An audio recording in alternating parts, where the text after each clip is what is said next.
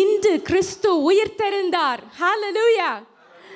மெய்யாகவே கிறிஸ்து உயிர்த்தெழுந்தார். ஹல்லேலூயா, ஹல்லேலூயா.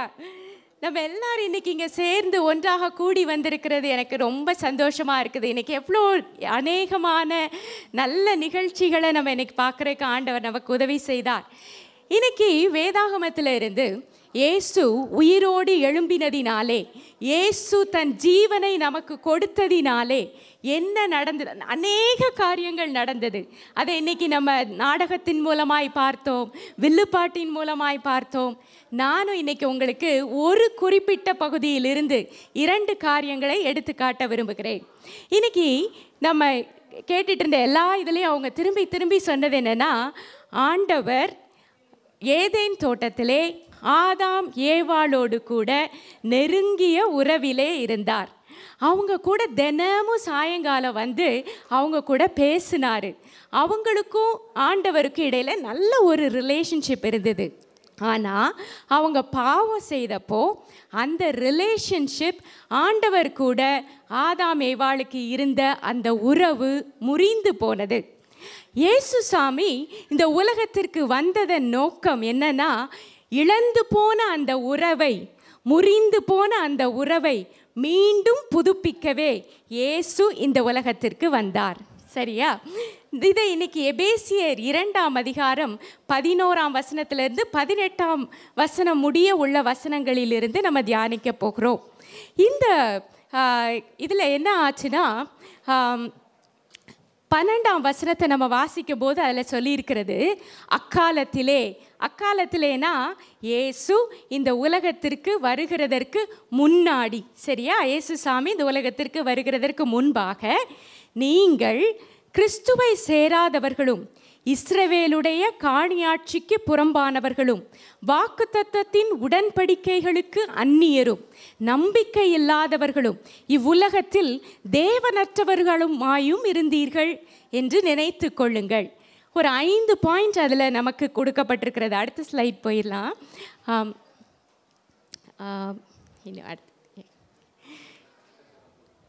Okay okay.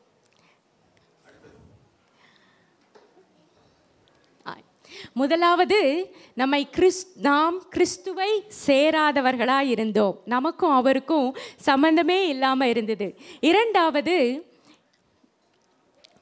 இஸ்ரவேலுடைய காணியாட்சிக்கு புறம்பானவர்கள்னா, இஸ்ரவேலர் இயேசுவுடைய சொந்த பிள்ளை, தேவனுடைய சொந்த பிள்ளைகள், தேவனுடைய சுதந்திரர் அப்படின்ற இதை பெற்றிருந்தாங்க. ஆனால் நாமோ அவருடைய சுதந்திரராய் இல்லை. அந்த எல்லைக்குள்ளே நம்ம அப்போ இல்லை. எப்போ? இயேசு சாமி வர்றதுக்கு முன்பாக. 3வது, வாக்குத்தத்தத்தின் உடன்படிக்கைக்கு அந்நியராயிருந்தோம். நம்மக்கிட்ட தேவன் இஸ்ரவேலருக்கு கொடுத்திருந்த வாக்குத்தத்தத்திற்கு நமக்குரியதாக இல்லை அந்த நாட்களிலே. 4வதாக, நம்பிக்கை இல்லாதவர்களாயிருந்தோம். 5வதாக, தேவனற்றவர்களாயிருந்தோம். ஏன்? தேவனோடு நமக்கு இருந்த உறவு முறிந்து போனதினாலே நாம் தேவனற்றவர்களாயிருந்தோம். ஆனால் என்ன நடந்துச்சுன்னா, ஆண்டவர் இஸ்ரவேலரை தனக்கென்று தெரிந்து கொண்டார். எதற்காகனா, அவங்க மூலமாக அவர் இந்த உலகை மீட்கும் அந்த திட்டத்தை நிறைவேற்றணும்னு சொல்லிட்டு அவங்கள தமக்கென்று தெரிந்து கொண்டார். சரியா? அப்படி தெரிந்து கொண்டு அந்த இஸ்ரவேலர் வழியிலே தான் இயேசு வந்து இந்த உலகத்திலே பிறந்தார். சரியா? இப்போ நான் உங்களுக்கு இன்னொரு படத்தை காட்ட விரும்புகிறேன். இந்த படம் என்னதுன்னா, சாலமோன் காலத்தில் இருந்த தேவாலயம். இந்த தேவாலயத்தை நீங்கள் பார்த்தீங்கன்னு சொன்னால், அந்த ஹோலி பிளேஸ்ன்னு இருக்குது இல்லையா, அதுதான் ரொம்ப மோஸ்ட் ஹோலி பிளேஸ். அந்த இடத்திற்கு யாருமே செல்ல முடியாது. அந்த இடத்திற்கு பிரதான ஆசாரியன்னு சொல்லுற அந்த ஆசாரியர்களையே டாப் மோஸ்ட் ஆசாரியன், அவன் மட்டும்தான் அந்த இடத்திற்கு செல்ல முடியும். அதுவும் வருடத்திற்கு ஒரு முறை தான் அவன் செல்ல முடியும். அப்படி போகிறப்ப கூட அவன் ரொம்ப கேர்ஃபுல்லாக இருக்கணும். அவன் நிறையா பாவ மன்னிப்பை பெற்று தன்னை சுத்திகரித்து கொண்டால்தான் அந்த இடத்திற்கு அவனால் செல்ல முடியும். இப்படிப்பட்ட ஒரு ரொம்ப முக்கியமான இடமாக அந்த ஹோலி பிளேஸ் இருந்தது. அதை தேவனுடைய சமூகம், தேவன் அங்கு வாசம் பண்ணி கொண்டிருந்தார். அடுத்த இடத்தை நீங்கள் பார்த்தீங்கன்னா ப்ரீஸ்ட்ஸ் கோர்ட்யார்ட் அப்படின்னு சொல்லியிருக்குது. அந்த இடத்துல மற்ற எல்லா ஆசாரியர்களும் இருந்தாங்க. அதுக்கப்புறம் உள்ள இடத்த பார்த்தீங்கன்னா அதில் யூதர்கள், யூத ஜனங்கள், இஸ்ரவேலர், அவங்க அந்த இடத்துல அவங்க ஆண்டவரை ஆராதிக்க முடியும். ஆனால் இங்கே நீங்கள் பார்த்தீங்கன்னா ஜென்டைல்ஸ் கோர்ட்யார்ட் அப்படின்னு சொல்லியிருக்குது. அப்படின்னா நம்ம எல்லாரும் புறஜாதியார் எல்லாருக்கும் வெளியில் தான் இடம் இருந்துச்சு. சரியா? இப்போது நம்ம இதை வாசித்து பார்த்தோன்னா 13வது வசனத்தை நான் வாசித்து காட்ட விரும்புகிறேன். முன்னே தூரமாக இருந்த நீங்கள் இப்பொழுது கிறிஸ்து இயேசுவுக்குள் கிறிஸ்துவின் இரத்தத்தினாலே சமீபமானீர்கள். இப்போ அந்த டெம்பிள் ஃபோட்டோவுக்கு போயிடலாம். அந்த வசனம் எதை குறிக்கிறது என்றால், முன்னே நம்ம தூரமாக இருந்தோம். பரிசுத்த ஸ்தலம் எங்கே இருக்குது பாருங்க. ஆனால் நம்ம எங்கே இருந்தோம்? தூரமாக இருந்தோம். அவர்கிட்ட இருந்து வெகு தூரமாய் நம்ம இருந்தோம். நம்ம யாரும் அந்த பரிசுத்த பிரசன்னத்திற்குள் நுழையவே முடியாமல் இருந்தோம்.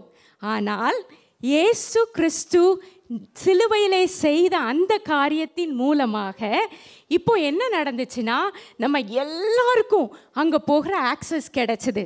எப்படி அது கிடைச்சிது? அதை தான் அதுக்கு கீழே உள்ள வசனங்களில் நம்ம வாசிக்க போகிறோம். இன்றைக்கி நம்ம பார்க்க போகிற முதலாவது பாயிண்ட் என்னன்னா, இவர் மட்டும்தான் தேவனிடத்தில் வர முடியும் என்கிற நிலை மாறியது. இயேசு கிறிஸ்து இந்த உலகத்தில் வந்ததுனால என்ன நடந்ததுன்னா, அவர் வர்ற வரைக்கும் என்ன இருந்துச்சுன்னா, இவங்க மட்டும்தான் அந்த தேவனுடைய சன்னதிக்கு போக முடியும், மித்தவங்கெல்லாம் போக முடியாது, மித்தவங்கெல்லாம் தேவ பிரசன்னத்தை அனுபவிக்க முடியாதுன்னு இருந்தது. ஆனால் இயேசு கிறிஸ்து இந்த உலகத்திற்கு வந்ததுனால, அவர் தன்னுடைய இரத்தத்தை சிலுவையில் சிந்தியதினாலே என்ன நடந்துச்சு? நம்முடைய தேவன் எப்படிப்பட்டவர் என்றால், மிக அன்பானவர், மிக இரக்கமானவர், ஆனால் அதே நேரம் பாவத்தை பாராத சுத்த கண்ணர். அவர் எவ்வளவு அன்பு உள்ளவரோ, எவ்வளவு இரக்கம் உள்ளவரோ, அதே நேரம் பரிசுத்தரும் கூட. அவராலே அந்த பாவியான மனிதர்களோடு உறவு கொள்ள முடியாமல் இருந்தது. ஆனால் இயேசு கிறிஸ்து இந்த உலகத்திற்கு வந்து சிலுவையிலே இரத்தம் சிந்தி, சிலுவையிலே அவர் தன்னுடைய ஜீவனை கொடுத்ததினாலே அந்த வேதத்தில் ஒரு ரூல் இருந்தது. என்னன்னா, ரத்தம் சிந்துதல் இல்லாமல் பாவ மன்னிப்பு இல்லை அப்படின்னு ஒரு ரூல் இருந்தது. அப்போது அந்த ரத்தம் சிந்துதலும் யார் சிந்தணும்னா, பாவமே செய்யாத ஒருவர் சிந்த வேண்டும். அப்போ பாவமே செய்யாத ஒருத்தர் சிந்தணும்னா அப்படி யார் இருக்க முடியும் அப்படின்னு எல்லாரும் நினச்சப்போ தான் இயேசு சாமி தன்னுடைய ஜீவனை நமக்காக கொடுக்க முன் வந்தார். அவர் பாவமே செய்யாத தேவன். ஆகையினால்தான் அவருடைய இரத்தம் நம்முடைய பாவங்களுக்காக விலைக்கிரயமாக கொடுக்கப்பட்டது. தேவன் எப்படி அந்த ரூல் வச்சிருந்தார் பாருங்க. நீங்கள் பாவமே செய்யாத ஒரு ஆட்டுக்குட்டி தன்னுடைய இரத்தத்தை சிந்தும் பொழுதுதான் இந்த பாவ மன்னிப்பு கிடைக்கும்ன்ற ரூல் இருந்தது. அதை நிறைவேற்றும்படிக்கே ஒருவேளை ஆண்டவர் நினச்சிருந்தா, என் பிள்ளைங்க தானே தப்பு செஞ்சிட்டாங்க, பரவாயில்ல நான் மன்னிச்சு விட்டுறேன் அப்படின்னு சொல்லியிருக்கலாம். ஆனால் அவர் நேர்மையானவர். அவர் அப்படி நம்முடைய பாவங்களை நம் மீது வைத்திருந்த அன்பினால் பரவாயில்ல பண்ணிட்டு போட்டோம் அப்படின்னு விடுற தேவன் இல்லை. அவர் நீதி செய்கிற தேவன், நியாயமாய் நடந்து கொள்ளுகிற தேவன். அதனால அவர் என்ன செஞ்சார்? நான் நியாயமாக நீதியாக நடந்து கொள்ள போகிறேன், ஆனால் என் பிள்ளைங்களை நான் தண்டிக்கலை. என் சொந்த குமாரனை அவங்க மரிக்க வேண்டிய இடத்திற்கு என் சொந்த குமாரனை நான் அனுப்பி அவங்களுக்காக இயேசுவை நான் சிலுவையில் அறைந்து பலியாக்க போகிறேன் அப்படின்னு அவர் சொன்னார். அதன் விளைவாக சிலுவையிலே இயேசு மரித்ததின் விளைவாகவே நம்ம எல்லாருக்கும் பாவ மன்னிப்பு உண்டாயிருக்கிறது. நம்ம எல்லாரும் எப்படி நம்ம பாவம் மன்னிக்கப்பட்டுச்சு? நமக்காக இயேசு தன் இரத்தத்தை சிலுவையிலே சிந்தினார். இந்த எல்லா அநேக பலிகள் அது வரைக்கும் மக்கள் செலுத்தி கொண்டே இருந்தார்கள். ஆனால் இயேசு ஒரே தரம் எல்லா மனிதர்களுக்காகவும் தன்னை பலியாக ஒப்பு கொடுத்தார். அவர் அப்படி ஒப்பு கொடுத்ததுனால இன்னைக்கு நம்ம எல்லாரும் இயேசுவின் இரத்தத்தினாலே மீட்கப்பட்டவர்களாக இருக்கிறோம். அதனால முன்னாடி நம்ம எங்கே இருந்தோம்னா, அந்த டெம்பிளில் வெளியில் நின்றுட்டு இருந்தோம். ஏன்னா நமக்கு அதுக்கு தகுதி தகுதி இல்லை. ஏன்னா தேவன் பாவத்தை பாராத சுத்த கண்ணராக இருந்தார். நம்ம மட்டும் இல்லை, ஈவன் அந்த சட்டத்திட்டங்களை உடைய யூதர்களும் கூட அந்த மோஸ்ட் ஹோலி பிளேஸ்க்கு போக முடியாது. யாருமே அந்த பிளேஸ்க்கு போக முடியாது. ஆனால் இயேசு சாமி என்ன பண்ணாரு தெரியுமா? இவங்க தான் போக முடியும் அப்படின்னு இருந்த இடத்துக்கு எல்லாரையும் கூட்டி சென்றார். எல்லாரையும் கூட்டி சென்றார். எந்த மாறுபாடு, எந்த வேறுபாடும் இல்லாமல், ஆணோ பெண்ணோ இல்லை வயதில் மூத்தவங்களோ இளையவங்களோ ஆப்பிரிக்கர்களோ அமெரிக்கர்களோ யாராக இருந்தாலும் சரி, எல்லாருக்கும் அந்த மகா பரிசுத்த பிரசன்னத்திற்கு அவரிடத்தில் வருகிறதற்கு அந்த ஆக்சஸை இயேசு கிறிஸ்து தன் இரத்தத்தினாலே சம்பாதித்து கொடுத்தார். அதை தான் நாம் வசனத்திலே வாசிக்கிறோம். 14, 16, 17, 18 வசனங்களை நான் வாசித்து காட்ட விரும்புகிறேன். அதை அவர் எப்படி செய்தாருன்றதை அங்கே சொல்லியிருக்கிறது. எப்படி எனில், அவரே நம்முடைய சமாதான காரணராகி இரு திறத்தாரையும் ஒன்றாக்கி பகையாக நின்ற பிரிவினையாகிய நடுசுவரை தகர்த்து. அப்படின்னா என்ன அர்த்தம்? அந்த டெம்பிள் பிக்சருக்கு இன்னொரு தடவை போகலாம். நம்ம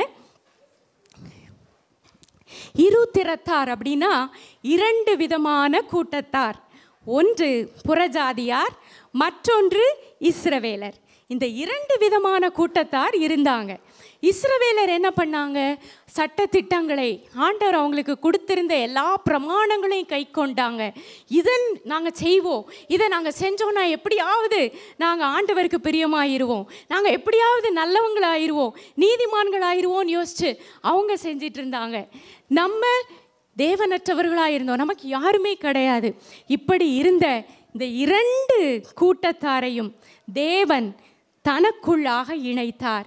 அது ஒரு அழகான வார்த்தை கொடுக்கப்பட்டிருக்கிறது. என்னன்னா, அது பகையை சிலுவையினாலே கொன்று, பகையை சிலுவையினாலே கொன்று அதனாலே இரு திறத்தாரையும் ஒரே சரீரமாக தேவனுக்கு ஒப்புரவாக்கினார்.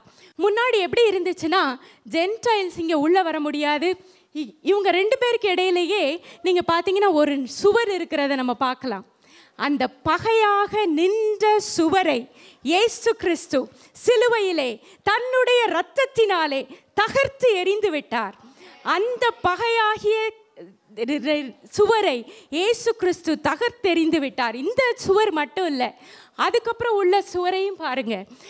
அந்த சுவரையும் தேவன், பரிசுத்த ஸ்தலத்திற்கும் யூதர்களுக்கும் நடுவே இருந்த சுவரையும் தேவன் தகர்த்தெறிந்து விட்டார். அதனால என்ன நடந்துச்சுன்னா, புறஜாதியாரும் சரி யூதர்களும் சரி எல்லாரும் தேவனோடு கூட நெருங்கிய உறவிலே வருகிறதற்கான வழியை சிலுவையிலே இயேசு செய்து முடித்தார். இங்கே ஒரு இப்படி ஒரு இது இருக்கிறது இல்லையா? இரு திறத்தாரையும் தமக்குள்ளாக ஒன்றாக்கினார். இரு திறத்தாரையும் தமக்குள்ளாக ஒன்றாக்கினார்.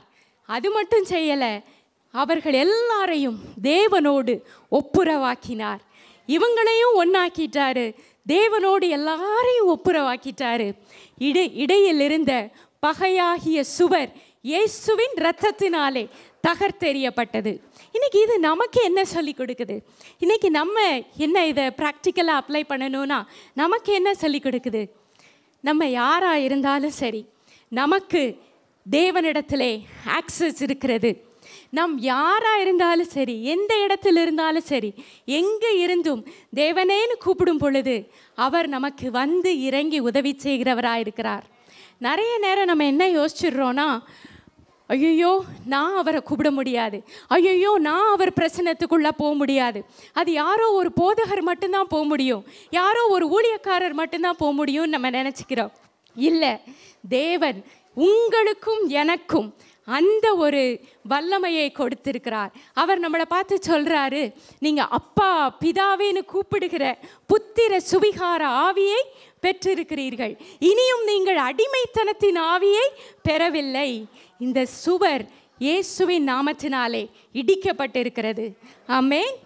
2வது காரியம் இன்னைக்கு நம்ம பார்க்க போகிறது, இவைகளை செய்பவர் மட்டுமே தேவனிடம் வர முடியும் என்கிற நிலை மாறியது. முதலாவது நம்ம என்ன பார்த்தோம்? இவர் மட்டும்தான் தேவனிடத்தில் வர முடியுன்ற நிலையை இயேசு சாமி மாற்றிட்டாரு. இரண்டாவது, இவைகளை செய்பவர் மட்டுமே தேவனிடம் வர முடியும் என்கிற நிலையை மாற்றினார். இந்த யூதர்கள் இருக்கிறாங்க இல்லையா, அவங்களுக்கு அநேக சட்டத்திட்டங்கள் இருந்தது. அவங்க ஒவ்வொரு நாளும் தங்கள் பாவங்களுக்காக பலிகள் செய்யப்பட்டு இருந்தது. அவங்க அநேக காரியங்களை கடைபிடிக்க வேண்டி இருந்தது. அவைகளை செய்பவர்கள் மட்டுமே தேவனுடைய இதில் வர முடியும்ன்ட்டு இருந்துச்சு. ஆனால் ஆண்டவர் இன்றைக்கு நமக்கு சொல்லிக் கொடுக்குறாரு, இனி நீங்கள் ஒவ்வொருவர் பாவத்திற்காக பலி செலுத்த அவசியமில்லை. நான் எல்லாவற்றையும் செலுத்தி விட்டேன். இனி நீங்கள் செய்ய வேண்டியதெல்லாம் என்னை விசுவாசியுங்கள், இயேசு கிறிஸ்துவை விசுவாசியுங்கள், அது மட்டும் போதும். அப்படி செய்வீர்களே ஆனால் நீங்களும் தேவனோடு கூட நெருங்கிய உறவிலே இருக்க முடியும். 15வது வசனத்தை நான் வாசிக்கிறேன். சட்ட திட்டங்களாகிய நியாய பிரமாணத்தை தம்முடைய மாம்சத்தினாலே ஒழித்து இரு திறத்தாரையும் தமக்குள்ளாக ஒரே புதிய மனுஷனாக சிருஷ்டித்து இப்படி சமாதானம் பண்ணினார். அப்போ என்ன நடந்ததுன்னா, நியாய பிரமாணங்களை தன்னுடைய மாம்சத்தினாலே ஒழித்து அப்படின்னா என்ன அர்த்தம்? அவர் தன்னை பலியாக கொடுத்துட்டதுனால நியாயப்பிரமாணம் சொல்லுகிற எல்லா பலிகளையும் இனி நாம் செலுத்த தேவையில்லை. நியாயப்பிரமாண பலிகள் யாவற்றையும் இயேசு சிலுவையிலே ஒழித்து விட்டார். இனி அவைகள் தேவையில்லை. சரி, அப்படியான 10 கமாண்ட்மெண்ட்ஸ் பற்றி என்ன சொல்கிறீங்க? 10 கட்டளைகள். அப்போ அது நம்ம செய்ய வேண்டாமான்னு நீங்கள் கேட்கலாம். அவைகளை நாம் செய்ய வேண்டும். ஆனால் முன்பு ஒரு இது இருந்துச்சு, அதை செய்தால் மட்டும்தான் நீ தேவனிடத்தில் வர முடியும்னு இருந்துச்சு. அதுவும் அவைகளை நீ பர்ஃபெக்டாக செய்தால் மட்டும்தான் நீ தேவனிடத்தில் வர முடியும்னு இருந்தது. அதனால் எல்லாரும் கடினப்பட்டு அதை செய்கிறதுக்கு ட்ரை பண்ணி யாராலையும் முடியல. எல்லாரும் டயர்ட் ஆகிட்டாங்க. யாராலையும் தேவனிடத்தில் வர முடியல. இன்றைக்கி ஆண்டவர் என்ன சொல்கிறாருன்னா, நான் என்னுடைய கிருபையினாலே உனக்கு என்கிட்ட வர்றதுக்கு ஆக்சஸை கொடுத்துருக்கிறேன். அந்த ஆக்சஸை நான் ஓப்பன் பண்ணியிருக்கிறேன். நீ என்கிட்ட தாராளமாக வரலாம். நான் அந்த 10 கட்டளைகளையும் இன்னும் மற்ற எல்லா காரியங்களையும் செய்கிறதற்கு நான் உன்னை பலப்படுத்துகிறேன்னு ஆண்டவர் சொல்லுகிறார்.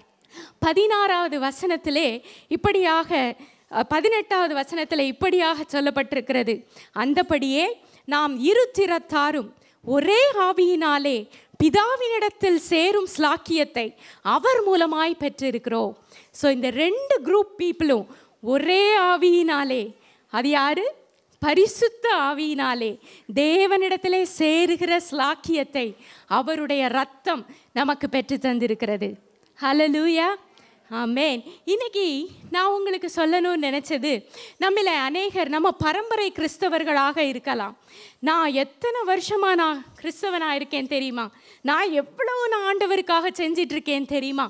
நான் செய்யாததே இல்லை, நான் அவ்வளோ செஞ்சிட்ருக்கேன்னு சொல்லி, ஆனால் நம்முடைய செய்கைகளினாலே அதனால தான் நான் ஆண்டவர்கிட்ட வந்திருக்கிறேன் நம்ம நினச்சிட்டு இருப்போமே. ஆனால் அது தவறான ஒரு எண்ணமாக இருக்கிறது.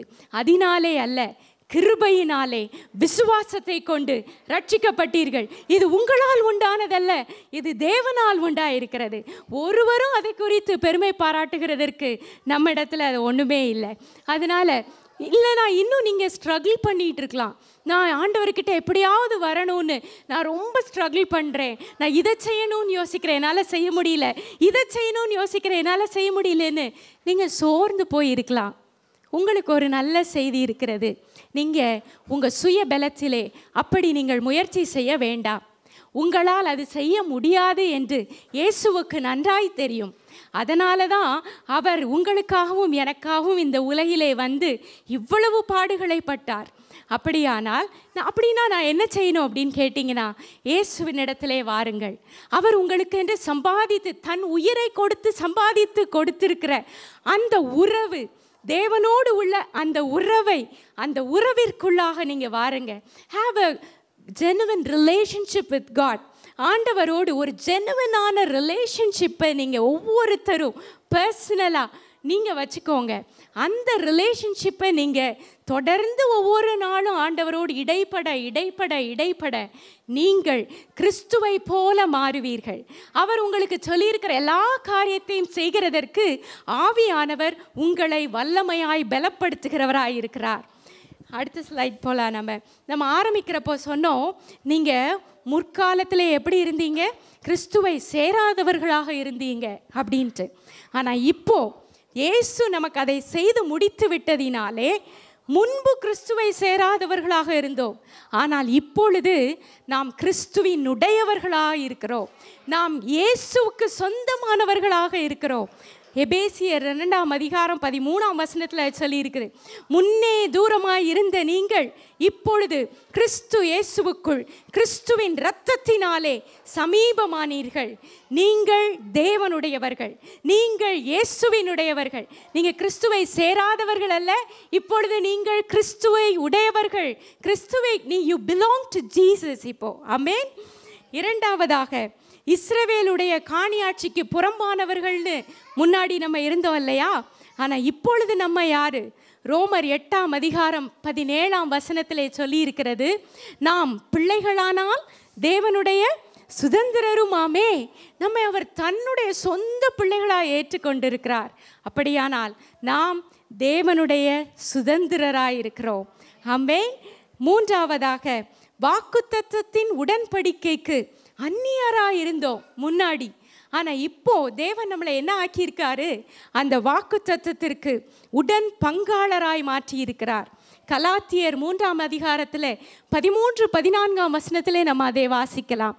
ஆபிரகாமுக்கு உண்டான ஆசீர்வாதம் கிறிஸ்து இயேசுவினால் புறஜாதிகளுக்கு வரும்படியாகவும் ஆவியை குறித்து சொல்லப்பட்ட வாக்குத்தத்தத்தை நாம் விசுவாசத்தினாலே பெரும்படியாகவும் இப்படி ஆயிற்று. அப்படியானால் அவர்களுக்கு கொடுக்கப்பட்டிருக்கிற எல்லா ஆசீர்வாதங்களுக்கும் இன்று நாமும் பாத்திரராயிருக்கிறோம். அந்த ஆசீர்வாதங்கள் எல்லாம் நமக்கும் உரியதாயிருக்கிறது. நம்ம இப்போ உடன்படிக்கை இல்லாதவர்கள் அல்ல, நாம் கிறிஸ்துவோட கூட புது உடன்படிக்கையில் இணைக்கப்பட்டிருக்கிறோம். இதோடைய விளைவு என்ன தெரியுமா? நம்ம ஒரு நாளும் எந்த இடத்துலையும் வெட்கப்பட்டு போவதே இல்லை, எந்த இடத்துலையும் நம்ம தனித்து நிற்பதே இல்லை. கிறிஸ்து நம்மோடு கூட இருக்கிறார். அடுத்ததாக, நம்ம நம்பிக்கை இல்லாதவர்களாக இருந்தோம், தேவனற்றவர்களாக இருந்தோம். ஆனால் இப்பொழுது தேவனோடு உள்ள நம்முடைய உறவில் இருந்த அந்த விரிசலை இயேசு சரி செய்து விட்டதால் இப்போ நாம் தேவனுடையவர்களாக இருக்கிறோம். நம்ம இப்படி இருந்தோமா? இரண்டு குரூப்பாக இருந்தோமா? இயேசு அதை நம்ம 2 பேரையும் ஒன்றா சேர்த்துட்டாரு. இப்போ என்ன செஞ்சாரு? நம்ம எல்லாரையும் ஆண்டவரோடு கூட ஒன்றாய் இணைத்து விட்டார். இதன் விளைவாக தான் நம்ம இப்போ எப்படி இருக்கிறோன்னா, தேவனை உடையவர்களாயிருக்கோம். நாம் தேவனுடையவர்களாயிருக்கிறோம். அது மட்டுமல்ல, தேவனை உடையவர்களாக இருப்போமே ஆனால் நமக்கு நம்பிக்கை உண்டு. நாளையை குறித்த ஒரு நம்பிக்கை உண்டு, எதிர்காலத்தை குறித்த ஒரு நம்பிக்கை உண்டு. எந்த இடத்துலையும் நம்ம வெட்கப்பட்டு பயந்து சிறுமைப்பட்டு போவதே இல்லை. கர்த்தர் நம்முடைய பலனாயிருக்கிறார். இன்னைக்கு நான் இன்னும் ஒரு காரியத்தோடு இதை முடிக்கலான்னு நான் யோசித்தேன். ஆண்டவர் பகையாக நின்ற நடுசுவரை தகர்த்து எறிகிற தேவன். அவர் அதை செய்து முடித்து விட்டார் சிலுவையிலே. ஆனால் இன்னைக்கு சில நேரம் நம்ம ரிலேஷன்ஷிப்ஸில் இப்படிப்பட்ட பகையாகிய சுவர்கள் எழும்பி நின்று விடுகிறது. நீங்கள் சொல்லலாம், ஏங்க அது பரம்பரையாக இருக்கிற பகைங்க, அதை நம்ம ஒன்றுமே செய்ய முடியாது. இல்லைனா, ஏங்க இது எத்தனையோ வருஷமாக இருக்குது, இதை யாரெல்லாமோ சரி செய்ய ட்ரை பண்ணிட்டாங்க, யாராலே முடியல, இந்த பகையை ஒருவராலும் ஒன்றும் செய்ய முடியாது நீங்கள் நினைக்கலாம், நம்ம நினைக்கலாம். ஆனால் இன்றைக்கி ஆண்டவர் சொல்கிறாரு, அந்த பகையாகிய நடுசுவரையும் இயேசு கிறிஸ்துவின் நாமத்தினாலே அவருடைய இரத்தத்தினாலே அவர் தகர்த்தெறிகிறதற்கு வல்லமையுடையவராயிருக்கிறார். ஆமென். இன்னைக்கு ஒருவேளை இது பயங்கர பகை, இது பல ஆண்டு பகை, இது குடும்ப பகை, எத்தனையோ ஜெனரேஷன்ஸாக இருக்குது நீங்கள் நினைச்சாலும் இயேசுவின் ரத்தம் அந்த பகையாகிய நடுசுவரையும் தகர்த்தெறிய வல்லமை உள்ளதாக இருக்கிறது. நம்ம எல்லாரும் நம்ம இருக்கிற இடங்களிலே எழுந்து நின்று கொள்ளுவோம். நம்ம எல்லாரும் நம்முடைய கண்களை மூடி ஒரு நிமிடம் ஜெபம் செய்வோம். உங்களுக்கு ஒருவேளை நான் ஆண்டவருக்காக பிரியமாக வாழணும், எவ்வளவோ நான் கஷ்டப்பட்டு அநேக காரியங்களை செய்கிறேன், ஆனாலும் நான் தோற்று போகிறேன் அப்படின்னு நீங்கள் நினைக்கலாம். இல்லைனா, இவர்கிட்ட இவ்வளவு நெருங்கிய உறவு நம்மளால் கொள்ள முடியும்னு எனக்கு தெரியாது, ஆண்டவர் எங்கேயோ தூரத்தில் இருக்கார், நான் எங்கேயோ இருக்கேன், அவர்கிட்ட போய் நான் எப்படிங்க பேச நான் நினச்சிட்டு இருந்தேன். ஆனால் அவரோடு நெருங்கிய உறவு இன்னைக்கு எனக்கு வேணும் அப்படின்னு நீங்கள் நினைப்பீங்களே. ஆனால் நீங்கள் உங்கள் இருதயத்திலே இயேசுவை நோக்கி கூப்பிடுங்கள். இயேசுவே, எனக்கு உங்கள் கூட ஒரு நெருங்கிய உறவு வேண்டும் சாமி. ஏசப்பா, நான் என் சுய பலத்தில் ரொம்ப நல்லவளா நீதிமானா வாழ நான் ட்ரை பண்ணிகிட்டே இருக்கேன். ஆனால் நான் தோற்று போயிட்டேன் சாமி. எனக்கு இன்னைக்கு உங்கள் பலன் வேணும். நீங்கள் உங்கள் கிருபையினால் என்னை நீதிமானாக்குங்க சாமி. உங்கள் வல்லமையினால் என்னை நிரப்புங்கன்னு கேளுங்க. இல்லைனா உங்கள் குடும்பங்களிலே பரம்பரை பகை இருந்தாலும் சரி, அந்த பகையாகிய நடுசுவரை இயேசு கிறிஸ்து தன் இரத்தத்தினாலே தகர்த்தெறிய வல்லமையுள்ளவராயிருக்கிறார். அவரை அந்த இடத்துல நீங்கள் அழையுங்கள். நம்ம எல்லாம் கண்களை மூடி ஜெபம் செய்வோம். நன்றி இயேசு சுவாமி, நன்றி இயேசப்பா. இன்னைக்கு நீங்கள் எங்களோடு பேசிய ஒவ்வொரு காரியத்திற்காக நன்றி செலுத்துகிறோம். நீங்கள் எங்களுக்காக பகையாக நின்ற அந்த நடுசுவரை தகர்த்து எறிந்தீங்க இயேசு சுவாமி. எங்களோடு கூட ஒரு நல்ல உறவை நீங்கள் ஏற்படுத்தி கொடுத்துருக்கிறீங்க. அதற்காக நன்றி செலுத்துகிறோம் இயேசு சுவாமி. இங்கே இருக்கிற ஒவ்வொருவரையும் உங்கள் கரத்திலே தருகிறோம். ஒருவேளை அவங்க உங்கள் கூட ஒரு உறவிற்காக ஏங்கி நிற்பார்களே, ஆனால் அவங்க உங்களோடு தொடர்ந்து உறவாட நெருங்கி உங்களோடு வர பிள்ளைகளுக்கு நீங்கள் உதவி செய்யுங்க. இல்லை தங்கள் சுய பலத்தினாலே பரிசுத்தமாய் வாழ நீதிமானாக முயற்சி எடுத்து தோற்று போய் நிற்பார்களே, ஆனால் உம்முடைய திரு ரத்தம் அவர்களை கழுவி சுத்திகரிக்கட்டும். அவங்களுக்கு நீங்கள் கொடுத்துருக்கிற ரைட் ஸ்டாண்டிங்கை அவங்க கண்கள் காண பிள்ளைகளுக்கு உதவி செய்யுங்க சுவாமி. ஆண்டவரே, பகை இல்லைன்னா பிரச்சனைகளோடு இங்கே மக்கள் வந்திருப்பார்களே, ஆனால் நீங்கள் அந்த பிரச்சனைகளிலே பிள்ளைகளுக்கு ஒரு தீர்வை உண்டு பண்ணுங்க, ஒரு விடுதலையை நீங்கள் உண்டு பண்ணுங்க. இயேசுவின் நாமத்தினாலே ஒவ்வொருவருடைய வாழ்க்கையிலும் நீங்கள் வல்லமையாக இடைப்படுங்க இயேசு சுவாமி. உங்கள் கரத்தில் எங்கள் எல்லாரையும் தாழ்த்தி தருகிறோம் ஏசப்பா. We love you இயேசு சுவாமி. தேங்க்யூ. நீங்கள் சிலுவையில் இவ்வளவு எங்களுக்காக உங்கள் ஜீவனையும் கொடுத்ததற்காக உங்களுக்கு கோடி கோடி நன்றி செலுத்துகிறோம். இன்று நாங்கள் இப்படி நிற்கிறதற்கு நீங்கள் செய்தது தான், அந்த காரியம்தான் காரணம் சுவாமி. அதற்காக நன்றி செலுத்துகிறோம். ஒவ்வொரு குடும்பத்தின் மீது உங்களுடைய தயவுள்ள கரம் இருக்கட்டும். ஒவ்வொருவரையும் ஆசீர்வதிங்க. தொடர்ந்து உங்கள் ஆவியானவர் ஒவ்வொருவர் உள்ளத்திலும் கிரியை செய்வாராக. இயேசு கிறிஸ்துவின் மூலம் ஜெபம் கேளும் எங்கள் ஜீவனுள்ள நல்ல பிதாவே. Amen.